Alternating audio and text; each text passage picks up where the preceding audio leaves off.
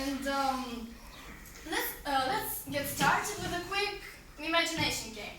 Let's say we went back 300 years ago, and imagine we were all in Africa. This is the place where the voodoo religion was born. To explain it, voodoo means that these people use black magic to bring back a little piece of life into someone who didn't make it to that day. This method was very popular, but at the same time not effective at all. The little spark was not enough to power up the whole complicated machine that is our brain, so that didn't work. Going back to the 1950s, that is when we found another explanation, which is thesis. Thesis is a virus that affects the thinking part of the brain, this one. What that means is that the brain cannot understand anything else but the primary necessity, which was, well, food.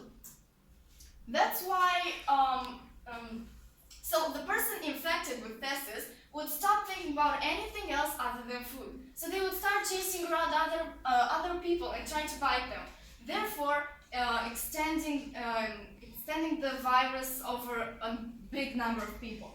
That's how the apocalypse would start. This scenario is we've heard of it, right? It's very familiar to us. But why? Why do we see it everywhere, in every movie, book, or even kids' TV shows? Well, I'm about to answer that. As you already know, this is the human brain.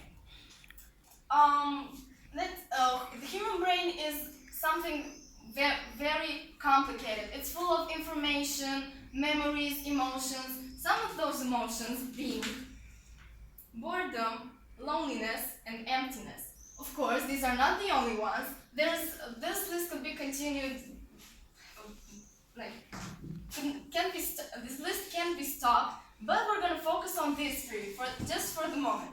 Why, you might ask? Because these are the only emotions that the zombie brain can understand and feel. See, that's it. There's no other emotions in the zombie brain. No happiness, joy, or excitement. That's it. This is where our fascination about zombies lies. This is it. They're so relatable to us, but we never knew that. We just loved the subject and we continued watching it. This is why. So that means that we all have a little zombie inside our brains, and sometimes it can get the best of us. It can manipulate our actions and feelings.